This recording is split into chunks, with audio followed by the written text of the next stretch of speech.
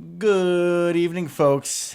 We are back 2 episodes, 2 weeks in a row. We've broken our little cold streak that we had. It's your boy, Devin Hine. Across the table, as always, Mr. Luke Mueller. You want to say hi to the people, Luke? Hi, folks. Oh, my bad. It's supposed to be folks, You people. kind of messed it up there. Whatever. But that's okay. You know what?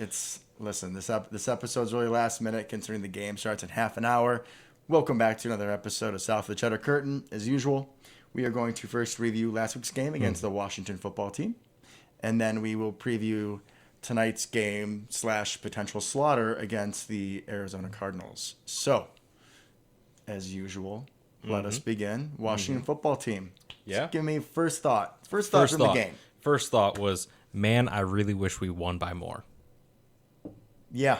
I think that was my first thought. Like, after the first quarter, because we're always slow for whatever reason, we're the exact opposite of last year, right? Yes. Where we started so hot every game, really we're the front runners in every win almost, right? And this year we're just every end of first quarter always seems to be 7-7. Doesn't matter if we're playing a good team, doesn't matter if we're playing a bad team. It feels like it's 7-7. We start slow, they start slow.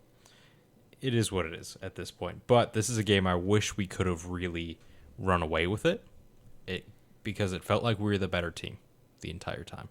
I think the game was never in jeopardy, I felt like, but we also didn't put it away. We let them kind of hang around. No, we didn't. If we look back to a couple of Washington's big plays, I especially think of that bomb from Tyler Heineke to Terry McLaurin for I think it was like 40-something yards. Yeah. Newly acquired linebacker Jalen Smith, who I feel like we're only using to rush the passer. Yeah. He was right there. Like, I don't know how Heineke got out of that He sack. just missed it. Just by half a second. Because he's a magician. Because Heineke is actually a magician. That's what we learn. That's what we learn in this game, folks.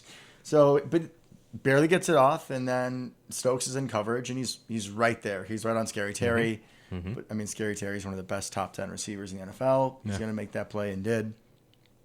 So, but I agree. This game felt like it was a lot closer than it should have been. Yeah. You know, I was trying to go with listen, they don't all have to be pretty. A win's a win, but it just didn't feel right. I think part of that is because it's kind of how every game's been. They've either been tight or we've kind of let them stay in the game, right? So, like, we didn't put away the Bears, really.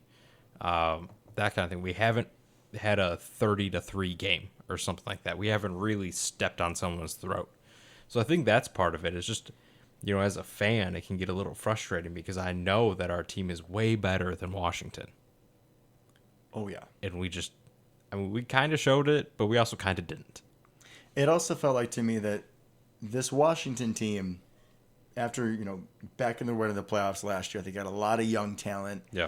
Felt like they had really been underperforming so far this season. Especially that defense. That defense, but Heineke as well, right? I remember watching this kid, a no-name guy to Old Dominion, watching him against Tom Brady and the Buccaneers, and he gave him a run for his money. Yeah. Scrambling quarterback, not the strongest arm, but with the threat of the run, you can make a lot happen with that stout defensive line. I was afraid this could be a get-right game for them, and although they didn't win, the aspects of the team that I was excited about for Washington last year, they showed up, right? Yeah, I think, we can start right there, right? Taylor Heineke. I was super impressed with him. Do I think he's a great quarterback? No. No, I don't. But he's a lot of fun to watch, right? So if you're not going to win, at least be fun to watch him just scrambling around, pretending he's like Lamar Jackson or Kyler Murray. I think the long in this game, overall, rushing was him for 38 yards. He just booked it down the middle of the field. Yeah, there were no Packers in sight. No, absolutely not. We left the middle wide open. Which we're going to get back to. We will. But, it's similar. It's like we're playing another mobile quarterback this week who's probably a little bit more mobile. Could cause a problem. Yeah, we'll get back to that later. I mean, their running game in general, so Heineke ran rampant. Yeah. And Antonio Gibson, looking back at the stats, there's only 14 rushes for 51 yards. It felt like a lot more than that. It did, which is crazy because the long was 6, which means all of his carries went for between basically 2 and 6 yards. But yeah, I mean, he picked up some first downs. He had some decent runs kind of when they needed them. But overall, I think it's probably colored by Taylor Heineke just streaking down the field. But that's okay. That's okay. We kind of held it together enough, clearly. And we took advantage of Heineke's, I don't want to say issues, but probably shortcomings a little bit. Enough, right? The defense had a good game. We broke the red zone streak. Thank heavens. And we Right? didn't just break it, but now we have a new streak We of do. 3 drives in a row where we It's didn't crazy. give a touchdown. It's crazy. In the red zone. Granted, at least one of them was definitely helped out by Mr. Heineke and a Oh, man. lack of decision. I mean, if I'm completely honest, I feel bad for the kid. I would have called it a touchdown, but I understand he gave himself up short. Right. But yeah, that was a really lucky break for us. He went and took the leap. I mean, he grew up a Brett Favre fan. That's why he wears number 4. Like, I was like, oh, man. Like, I want you guys to lose. Obviously, the Packers win. But if you score a touchdown and you found the one Washington football team fan in attendance, you go do your leap. Highlight of his life. And it didn't count. I was also a little disappointed in the Packer fan sitting next to him who didn't shove him down. Oh, I think that needs to be talked about. Absolutely. He was just letting it happen. Absolutely not.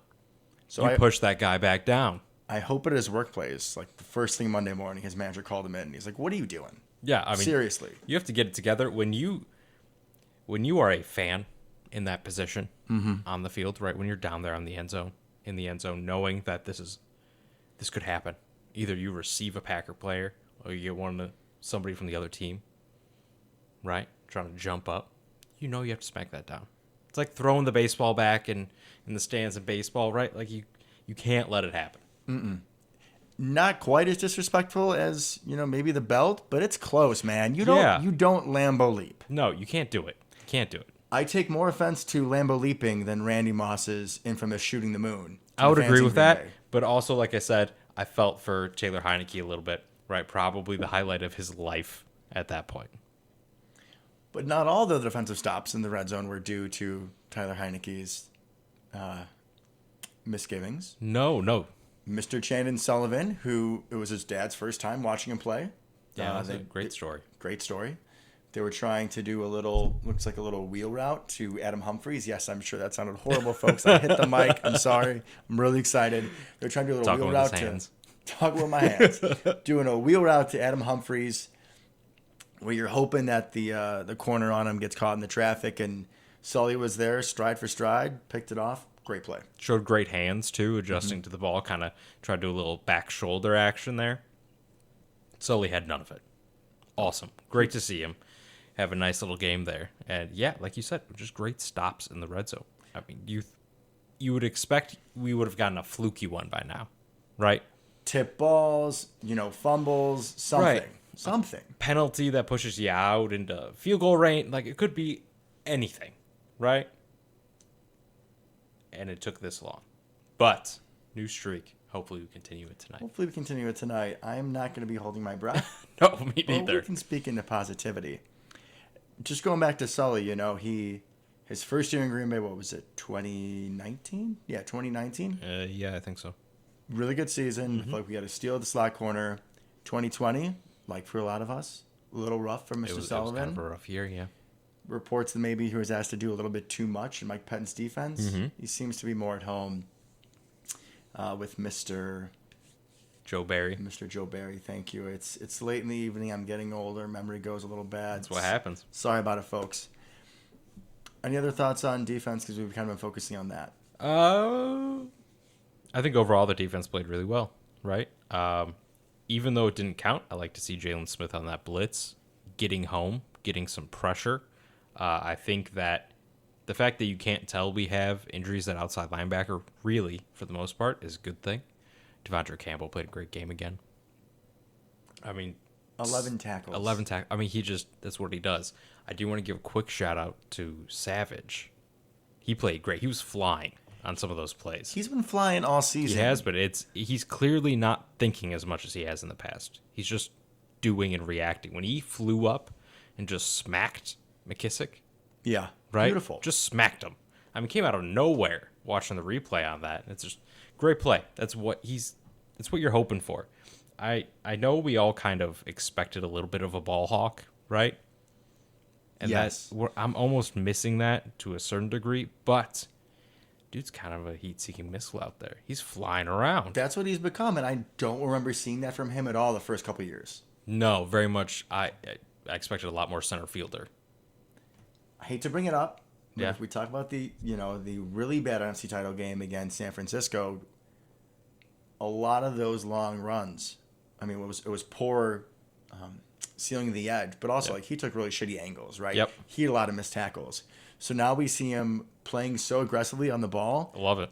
Beautiful to see. I love it. And we should bring up Stokes a little bit, too. He had some great plays on Scary Terry.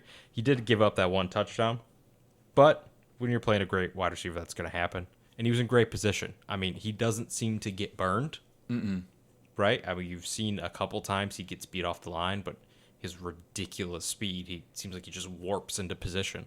He may not make the play, and I think that's what I'm looking forward to him in future years, probably. Those ball skills need to get a little bit better because he's always there. Always. Right? So I think if you can turn some of those into more PBUs, interceptions, he has such a bright future in this league. And him across from Jair for years to come, with Savage flying around in the back, I love it. We got to figure out some salary cap issues that we're going to have. Yeah, that but could be a problem. it's a scary thought. That's secondary. And I know that a lot of our wins are not going to be as pretty as they should be, right? And a lot of that is due to the injuries that we have. And I'm trying to see glass half full in so many situations. And the clear one I see is we're putting the unrookie corner, we're putting Stokes on their best receivers.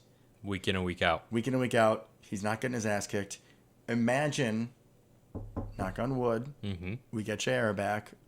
Jair goes to the number 1. Yeah. You have Stokes on number 2. Sully in the slot playing better. And let's take that a step further, right? Rasul Douglas has been playing great, I think, for what we've asked of him to step in off the street, essentially. Big upgrade over Isaac Yiadom. I will definitely agree there. 100%. He's out there, and I'm not scared. I'm not worried. Now, there's that, and then also Kevin King comes back. I know, sore subject for a lot of us Packer fans. However, him as your 4th boundary corner, like, that's fantastic depth. It's still a luxury to have. I know Kevin King and luxury usually don't go together. But Right, but him as your 3rd or 4th, hopefully 4th, because Rasul Douglas has played really well, I think. And I like the aggression he shows as well. But him as your 4th corner, I mean, that secondary is absolutely stacked at that point. I think we can all agree we would have Kevin King over Isaac Yiadom. 100%. Isaac Yiadom doesn't see the field at all. Hopefully not. Hopefully not. And then we even have the 5th-round rookie as the backup slot corner. Shamar Jean-Charles. Such a fun name. What a name. Love the name. Gotta Hopefully, say, I love the player. I did not love seeing him, though, in, what was it, against Pittsburgh when JR went down and we were just scrambling. Just throwing people out there. We had him out wide. I was like, sir, you do not belong there. No. Absolutely not. In the slot? Yeah, it's fine. Try him out. But, like, this guy can't be over 5'8". Like, he's a low guy. Little Shamar. His name is, longer than he is tall. Correct. So I didn't love that. We got the win. It's fine. All right, on to offense. I didn't love no running game. Yeah, I was just going to say, just absolutely none. Aaron Jones, 6 carries, 19 yards. A.J. Dillon, 3 carries, 6 yards. I feel like we were not trying to get him involved, but when he was on the field, 2 fumbles. I think it speaks absolute volumes that Kylan Hill closed that game out. It was a message like, you fumble, son, you go on the bench. It was. I mean, obviously, Aaron Jones, the game was out of hand. Not out of hand, but definitely out of reach at that point, so you don't throw Aaron Jones out there. Injury concerns. I'm good with that. Mm-hmm. Yeah, but Kylan Hill going in for those last couple, that can't feel good if you're A.J. Dillon. But, I mean, we also do want to get a look at the kid, right? Yeah, no, I love sprinkling them in, especially a little bit earlier on. Mm-hmm. I love that. But absolutely no run game, and we didn't even try. We had 15 carries the whole game, and a lot of that was trying to bleed clock at the end. And you got Rodgers as your second leading rusher. Well, I mean, he was wheeling, man. He was. I mean, the athleticism is still just scooting. Look at that. 2 weeks in a row. But at the lack of run game didn't really hurt us this game. But when we were at halftime, I think it was, and Rodgers had 23 pass attempts, like, there's no reason for this. We don't need that to happen. I mean, maybe they were just figuring that Washington's defensive front was, dominating. The running game wasn't going to happen. Which is fair, but we didn't even try. We didn't try, and then LaFleur gets really nervous. He really hesitates to call play action when the running game is not successful. Which is a problem because we're most successful when we utilize play action. Exactly. Like, you use the run to set up play action, but I do think almost like reverse psychology, if you're using play action well, it can still help the running game. Absolutely, and I think a lot of this ties into our offensive line. I don't want to say struggles because they haven't truly struggled, but play action can kind of help you out a little bit. Get some of those defensive linemen out of position, right? Mm-hmm. Chasing the wrong direction, that kind of thing. Buy you a little bit of time to go deep if you're in an empty set or something like that. You're not going to have that time against that kind of D line.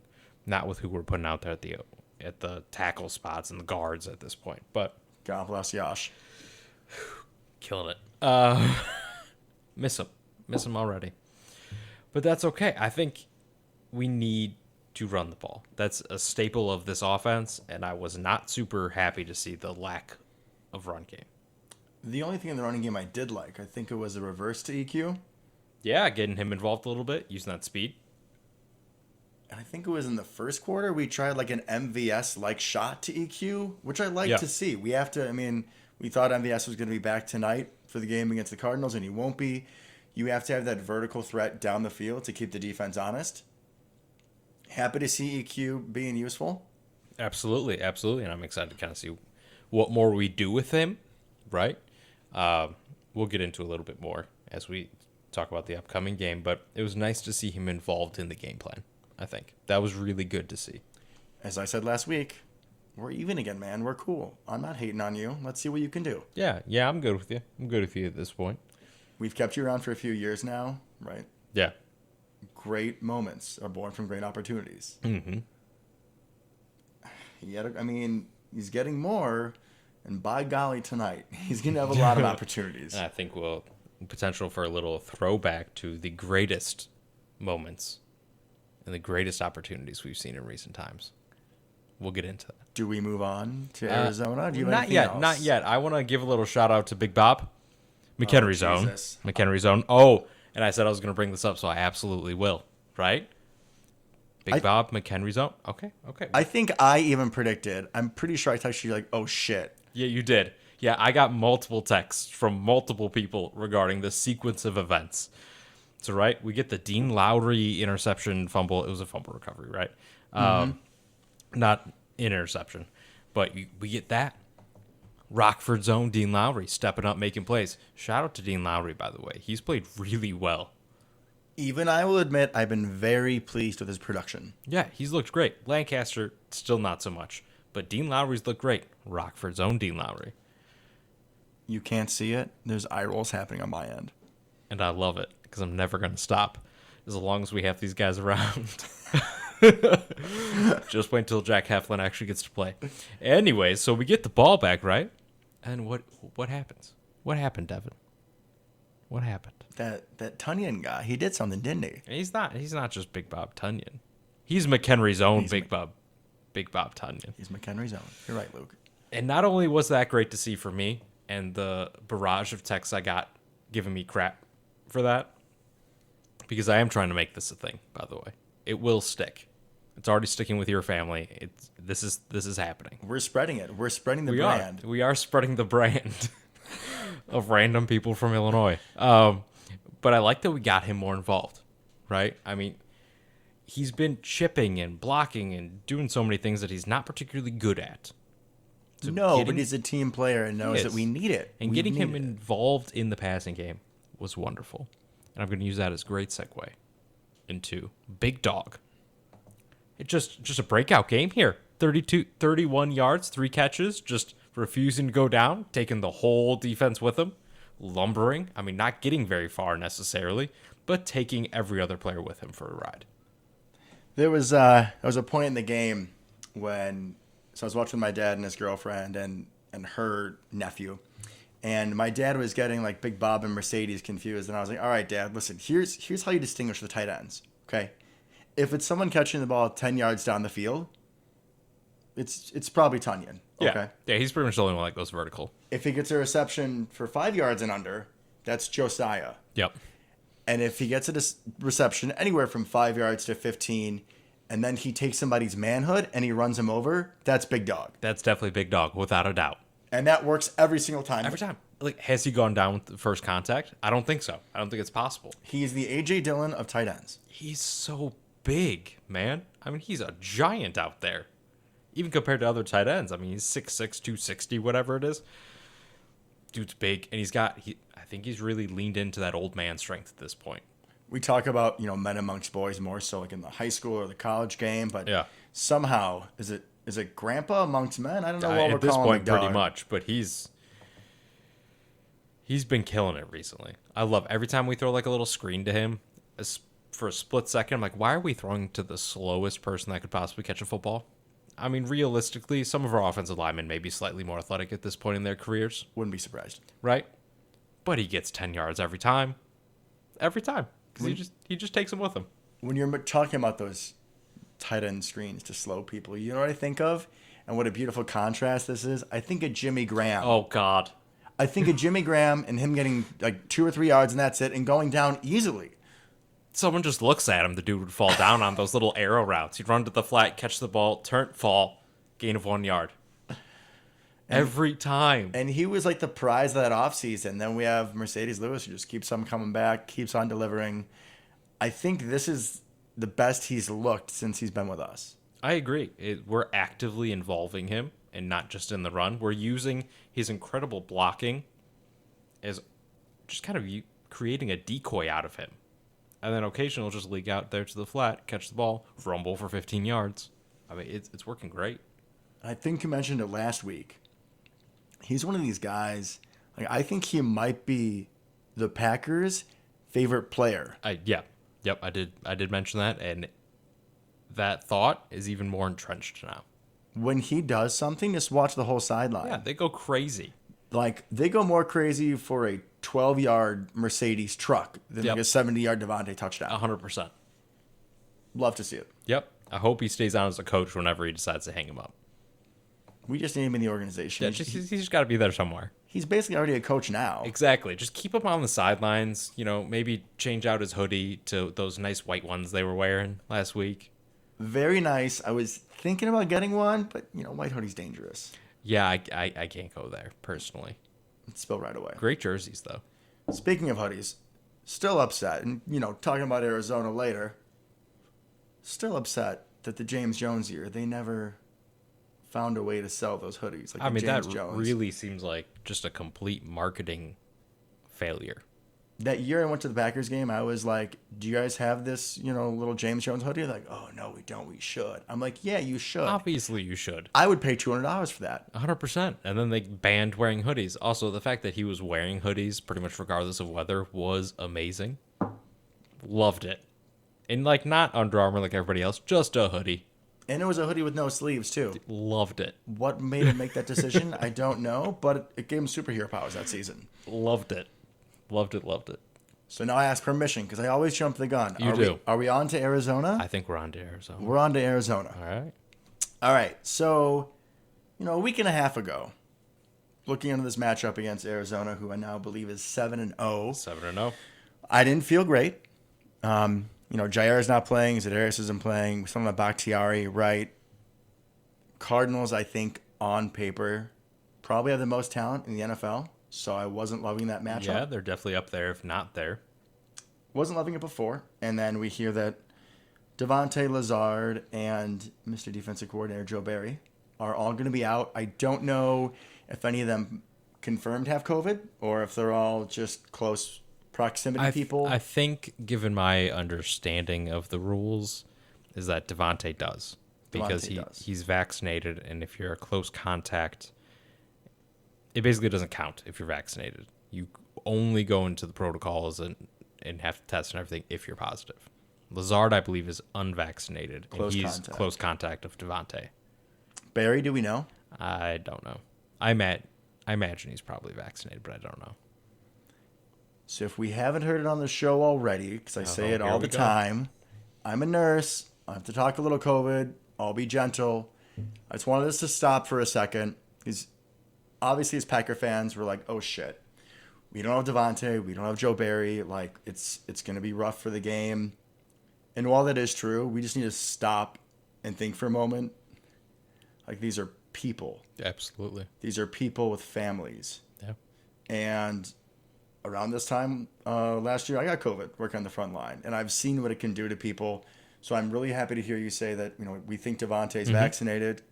In my experience, the people that are vaccinated, that are still getting it, they're not the ones going to the hospital. They're the ones who, like me, have pretty mild symptoms. They're over it in about a week, and they're all good. So thoughts, prayers, good vibes, whatever you want to send their way. Yeah. This is something I want to throw out there. Yeah, first and foremost, we want to make sure that those three are happy and healthy going forward, right? That's the most important part. See, I controlled myself. I appreciate that. I know you were nervous about that, A little but bit. no Kirk Cousins jokes. I'm going to keep it respectable, folks. Thank Please you for do. staying with us. All right. Arizona, man. Arizona. I was just thinking about this Arizona. Thinking about Arizona, the history with Arizona. We have a lot of it. We have a lot of Kind history. of surprisingly. We got the first playoff game with Mr. Rogers, 2009, where we go down by like 28 to Kurt Warner. Yeah. Which I personally think, hot take, I think those Kurt Warner on the Cardinals, that team, that passing game was better than the greatest show on turf. My opinion. Ooh, hot take. Okay. Hot take, but I Okay. remember just thinking like we cannot stop them. That was true because we did not. And we still had good pieces in that secondary. Yeah. So Yeah. Nick Collins was back there, and that whole Charles game. Woodson, Jarrett Bush, you had some real studs back there. Yeah. Okay, Jarrett Bush. Let's calm down there. Okay, would But- you rather have Isaac Yadam? All right, I'm right. Stay in your lane. So we have that game. Yeah, the face mask that didn't get called, which lost us the game. Was it Mike Adams? Something like Justin that. Bethel? I would try really hard not to think back on all of our playoff losses. I do remember that the corner that had this strip sack face mask not called fumble, he was the guy Rodgers was picking on the entire second half. It's kind of how it always seems to go. So it's kind of like karma's a bitch. And then, of course, we got to talk about 2015. We have to. So a couple episodes ago, right? Well, when the show first started, Luke and I said who our guys are, right? We've always had our guys since we've been friends. And I cannot think of a guy that was more Luke's guy than Jeff Janis. I mean, That's this true. was He his was my dude. guy.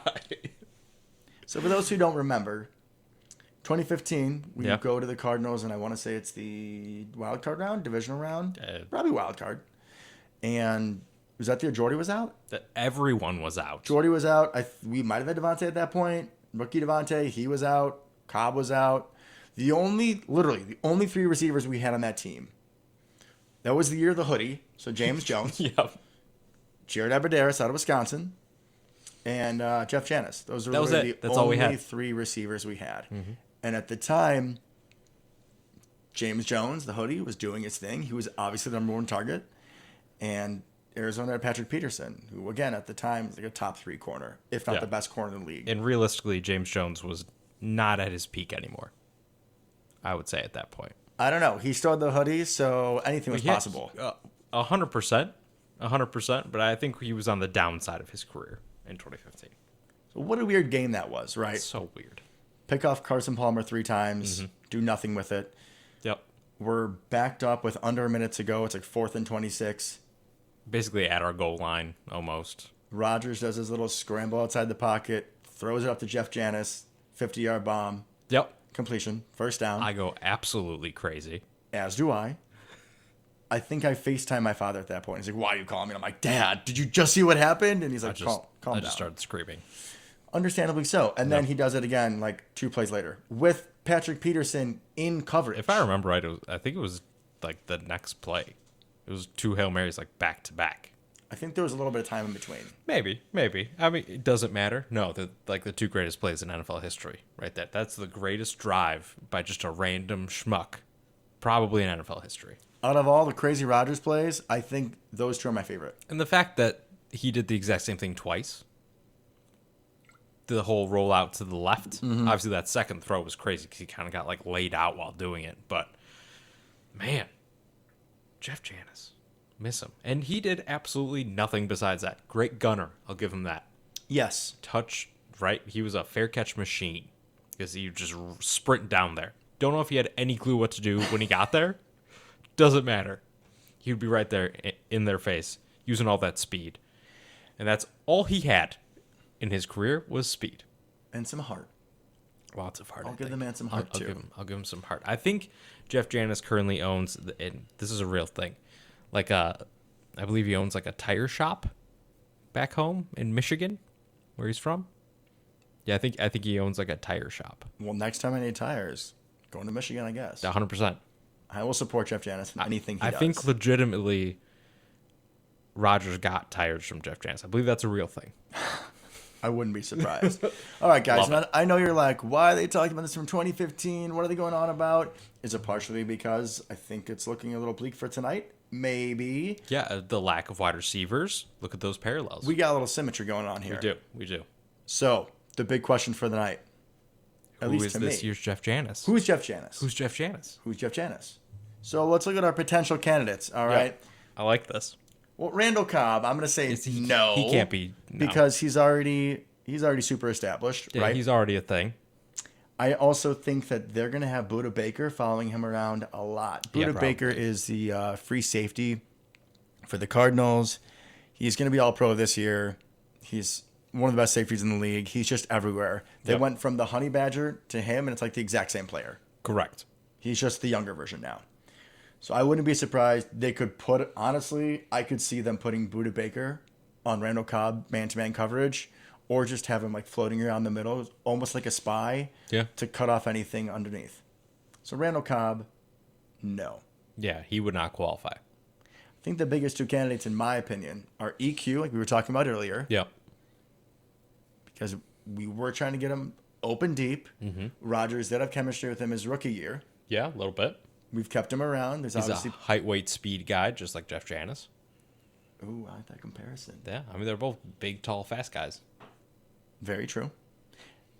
And then we elevated somebody today from the practice squad. We did. Do you know who that is? I do. Is his last name Winfrey? It is. Mr. Juwan Winfrey. So back in what was it? July. Yeah, pre-Cheddar Curtain days. Pre-Cheddar Curtain. Those were very dark days, guys. We're here. We've made it. So it was a few horse race to make the last receiver spot. There was Devin Funchess. There was Winfrey, EQ. Malik Taylor. We're trying to figure out how many they would keep. Unfortunately, Devin Funchess got hurt, so they let him go. So that made the decision a little bit easier.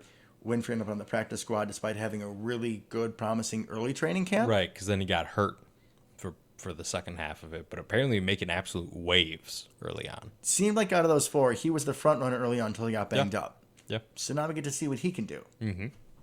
So we have those two, and then you have Amari Rodgers, who's just another slot like Cobb. Yes, I don't really think he would necessarily be the pick. Although you never know. He could have a breakout game.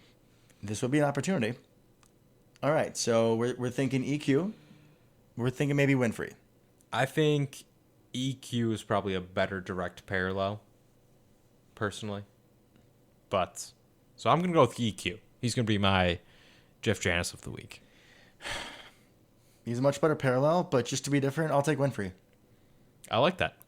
Or do I go like really crazy and take Josiah to get like 10 yards? If Josiah gets one catch over 10 yards, he's the new Jeff Janis. Deal? Deal. All right, let's stop fooling around. Let's actually preview this game. Sorry, folks. It's been a long day for both of us. All right, so this Cardinal team is no joke. They're 7-0 for a reason. Stacked. Kyler Murray is straight out balling. Yep. He has the fourth best QBR in the NFL, 17 touchdowns, 5 interceptions. And this team it sounds like something out of Madden. This offense It looks like a Madden, especially they picked up Zach Ertz. Man. Literally looked like a Madden team. Chase Edmonds, their running back, kind of smaller guy. What do you think he's averaging per carry, Luke? Just give me a guesstimate. I think I would probably get... Oh, man. Maybe like 4.8. Yeah, 5.8. Woo! Unreal. So that's some like young Aaron Jones right there, man. That's a very, very nice comparison. Yeah, he's got a lot of that in him. Great receiving, can run some routes. I like that. So you got Edmonds, who appears to be the bell cow, and then you have James Conner, the guy that they thought were going to get in Pittsburgh and just couldn't be an every down back. But you know what? He vultures touchdowns. He's definitely Jamal Williams. 6 touchdowns in the He's red zone. definitely Jamal Williams. Definitely. Okay. So he's the thumper, right? So if he's in the game, let's go heavy. Right. But you think of the receiving core, and Hopkins really, jumps off the page, right? He's Obviously. the first one you think of. So Hopkins, Kirk, and A.J. Green. It's a lot of talent. Hopkins is 420 yards. Christian Kirk is 408. A.J. Green is 406. And then, oh, by the way, you have Rondell Moore, the second-round pick out of Purdue. Right, who's definitely shown a lot of flashes. a straight burner. He is. And then, oh, yeah, welcome Zach Ertz. Right? I'm sad we're gonna miss Andy Isabella. Not gonna lie. Yeah, he's inactive, unfortunately. He's a me and Luke kind of guy. Yeah, he is. Short little white receiver, just another burner. Love it. If he was taller, he could be a Jeff Janis. He could be. He's he's kind of a Scotty Miller type vibe to him. Just hasn't done anywhere near as much. Don't say Scotty Miller, I know. man. I'm sorry. Those wounds aren't healed And then, yet. so Zach Ertz, right? Zach Ertz. I'm curious to see how much they throw to him. There's only so many footballs. There's only one football. Yeah, you have a lot of hungry mouths to feed in this offense. You do. And Zach Ertz was not. Clearly, he's on the downslope of his career, right? That's why he got replaced by Dallas Goedert. But great possession receiver still. He had like a 35-yard catch in his first game against. They were playing the Texans, but still, Yeah, he still got it. I mean, he's still not got it. washed. Excuse me. Glad that made it in. Yeah, sorry about that, folks. I'm having drinking difficulties. I'm just getting really choked up about this podcast.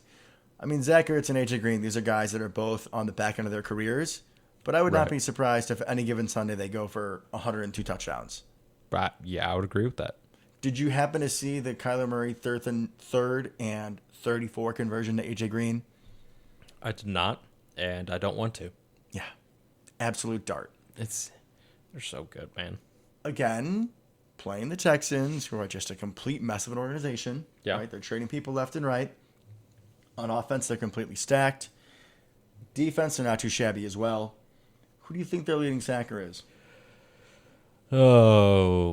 I'm tricking you here on purpose. Yeah, I was going to say, Chandler Jones? Chandler Jones has 5 sacks. Mr. Marcus Golden has 6. Oh, good Lord. Because I know Chandler Jones was out. Well, he had 5 in the first game. He really didn't do anything after that, huh? Oh, I guess I know he's been hurt, but that's math, right? that is math. The only Interesting. good news on the injury front for the Packers is that Mr. J.J. Watt is now Yeah, out for the who was season. Packer there for a minute or two, right? Basically confirmed at one point that he was going to be a Packer in the offseason. Lies. All the media lies. Yes, Stephon Gilmore is going to be too, and we saw how that worked out. But yeah, so J.J. Watt's out. That helps, right? So we can focus a little more attention on Jones and Golden, that's a good Golden. 1-2 That's punch. good. That is good. So the other pieces in defense, you got Byron Murphy, who's leading them with 3 picks. He's a good player. Been around a while. He's a good player. You also have Robert Alford, who's getting a little older. I think we can probably take advantage of him. I'm hoping. Oh. They have a former Packer. I was just going to say, Who got looking at significant time in the secondary. Folks, you remember the Look at- name Chris Banjo? Oh, I do. I do remember Chris Banjo. I was looking at the depth chart. Like, there's no way they have Chris Banjo. How? Okay. Is he starting there, or is he just like a third safety dime package guy? They show him as second string free safety behind Buda Baker. But I know he gets a lot of snaps. But, like, why? Is he from Did he get better? Is he from the Jerron McMillan, MD Jennings era? I think he was right after that. He was like the first one. We're like, okay, thank God it's not Teron McMillan anymore. Chris Banjo. Look, he's 31 years old and still in the league. I mean, good for him. He was Hopefully good for us tonight. hopefully good for us. He was just never good. I mean, he wasn't as bad as MD Jennings or anything like that, but I definitely would not have assumed he was still in the league. Yeah, that was a real surprise. I think I saw him in a preseason game, and I was like, wait, that can't be Chris Banjo. He's got to be gone. Right? Only the Packers would sign that guy. 100%. I'm shocked. And yeah, it looks like he's getting some actual run here. Interesting.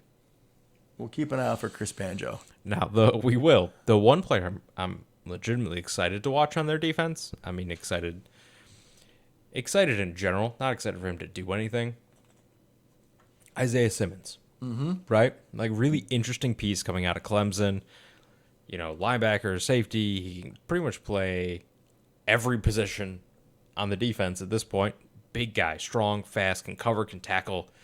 Really interested to see kind of how they use him and how they utilize him, because I haven't really watched many Cardinals games.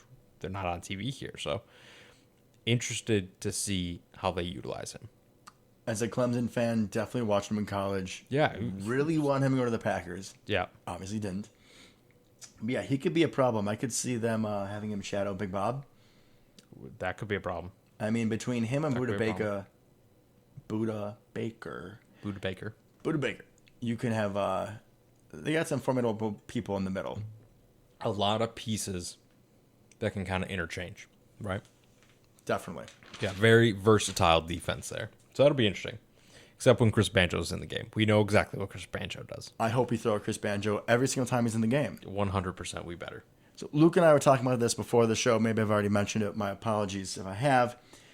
It sort of felt like this Washington football team, there were aspects of it that were a very, very light version of the Cardinals, right? Yeah. Dominant pass rushers, and then a running quarterback. Running quarterback, and I think versatile running backs. That's something we faced against Washington, too. Yes, because Chase Edmonds can also be a threat out of the backfield. Yep. So it's kind of a two-sided coin here, right? There is now film that shows that the Packers do not defend a mobile quarterback very well. So I hope that we make adjustments. I hope so. I'm hoping that we probably either go more zone or just spy. I don't know who you picked to spy, though. Yeah, I don't love that necessarily. I think Preston is active, but I love Preston. I do, and you have so much effort, bro. But That's not going to work, man. I can just see you being outrun. Yeah, that's not. Don't hurt me, I'm sorry. That's not going to happen. Campbell, maybe, but then you take him away from he's too valuable to the rest of the defense. Right. Like Oren Burks. He's fast. We always have thought he's fast. I don't know if I've ever actually seen him be fast. He's had some good, sort of like Jalen Smith. His best plays have been when they send him on like a weird blitz. True. Oren Burks is probably our best bet, honestly. Because Jalen Smith is inactive tonight. Didn't even know he was banged up. Not really sure why he's inactive, but that's definitely an L in my book. Maybe Ty Summers. We could throw him out there. Oh, great. Yeah, let's put Ty Summers on Kyler Murray. How much am I going to drink tonight, Luke? Terrible. We have Ty Summers covering Kyler Murray. That'd be rough. Yeah, we're not going to do that. Yeah, Oren Burks is pretty much the only answer we have, realistically. Kamal Martin. Oh, wait. I don't know if he would have been the right kind of guy for that either. Let me just be salty. He's gone. I know. You know what? What about Isaiah McDuffie? Let's see what he can do. I would love to see what he could do. Let's just put him first assignment in a real game. Just go cover Kyler Murray. You can do it. Irish last name. Maybe he's our lucky charm. Boom. Spoiler alert, he would not be able to do it. Absolutely not be able to do it. Are you sure? I'm pretty positive. Have you seen his beard? It's pretty great, but it's Kyler Murray, man. He's got some like lumberjack strength going on. I hope he's got more than lumberjack speed. Lumberjack heart, too. Okay, well, how much does that help when Kyler Murray's just scampering right past you? And I believe scampering's the right word. Because that dude is 5'10" if he's lucky. Oh, yeah. He real little. Right. And he's got a baby face, too, man. He does, which doesn't help. And like a super deep voice. Love it. This adult child is going to throw for like 400 yards on us tonight. Correct. Probably. Yep. So, I think we should be wrapping up here because the game is starting soon. Yeah, we probably shouldn't miss kickoff. That would be rough. Let's not do that. That would be. I think this is going to be a tough one for us unless we really have some Janis-esque performances. Even in that game, like our whole defense wasn't banged up. We had our number one corner. I think it was Casey Hayward at the time. I think we just need to find silver linings, Let's see who steps up. Let's see if any of our receivers step up. Potentially, if someone steps up and up like EQ, maybe we could use him as trade bait. Could be. I think this game's all going to be kind of down to the run. We're down wide receivers. I think we're going to need to kind of control the ball, control the clock a little bit. We're going to need a strong run game. The opposite of what we saw last week. Yeah, I want some more A.J. Dillon. Absolutely. I want a redemption game. I do not want A.J. Dillon dropping the football, though.